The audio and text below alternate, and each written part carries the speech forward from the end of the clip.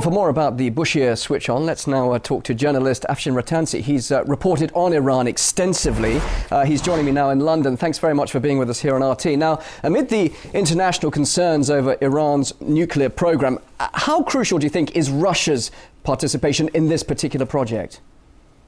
I think Russia's part has been absolutely crucial, and one should say it's a victory for Iran, but also a victory for Russian-Iranian relations. A kind of slap in the face to the P5+1 when meetings resume in December the 5th, I think, because even Secretary of State Clinton said she wasn't that bothered, and we must remember she had envisaged a nuclear attack, a US nuclear attack on Iran because of things like Bushehr. Well, hang on, you say a victory for Russian-Iranian relations?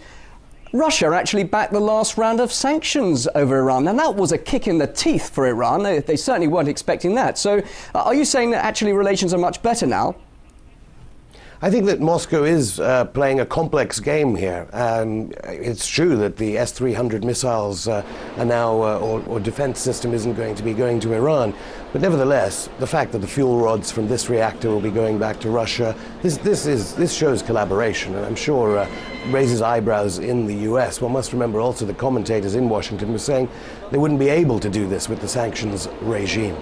But why is there still so much international concern over Iran's nuclear ambitions? After all, it's now a proposed anti-missile defense system for the whole of Europe involving Russia now, which we've just learnt about. Why? Because there's a perceived threat from North Korea and Iran. They wouldn't be doing that for fun, would they? I think it's interesting that recently a German delegation were in Tehran saying this is basically all about politics. It's nothing to do with nuclear weapons or nuclear power or anything else. This is about the oil that Iran has.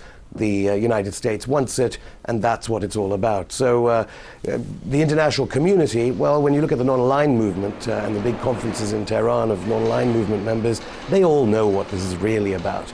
And we now know that US policy is failing miserably when it comes to isolating Iran as it seems to benefit from the sanctions. Some are even saying its economy is getting stronger because of the sanctions. Well, you say, but some people will say that the sanctions have actually been hurting, and that Ahmadinejad, as a result of the last meeting between the Russian president and himself, he actually agreed to go back to the negotiating table. Is that because actually, despite what you say, the sanctions are working? I think there have been some surveys saying that homegrown industries are benefiting from the sanctions regime. As regards President Ahmadinejad and those sorts of talks, again, I think more and more we're seeing that Iran is surviving these situations and seems to be being very successful. It has to be noted, though, that the Iranians have been complaining that the information they do provide the IAEA is being leaked, and that's certainly a concern. Perhaps from WikiLeaks we'll hear a bit more about what's really going on between Moscow and Washington and the European powers as to what angers them so much about Iran, really. It's interesting you're saying that, the IAEA, the Atomic Agency, because they're saying actually Iran isn't cooperating, and that is again another source of tension.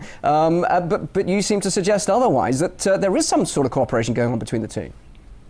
I think we did notice under the previous IAEA Secretary General a lot of politicization of the IAEA, but as far as I know, they did say that the latest cooperation was good. There are always things going on in Vienna that we don't perhaps know about. I mean, there were lots of suspicious things going on, certainly when Mohammed El-Baradei was head of it, and we know that even the phone calls of Yukio Amano there at the IAEA are probably monitored. We must remember that the US is involved in a covert plan to destabilize Iran as well, as commentators have been predicting. And it is amazing that Bushehr could get off the ground despite the viral computer virus attacks as well. So, and that's certainly not mandated by any UN Security Council resolution. Nevertheless, you seem to say that Iran is being robust in all of this, but surely what about the Iranians themselves? What about the international standing, the international image of Iran at the moment? Surely it's suffering as a result of all of this. What's the next step? How can that image be improved?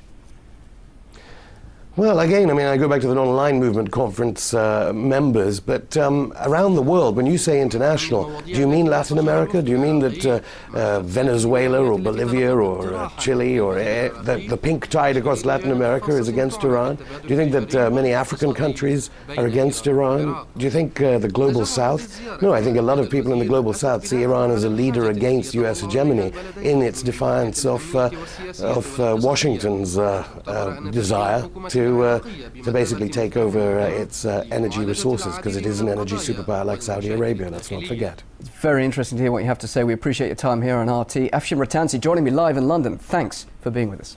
Thank you.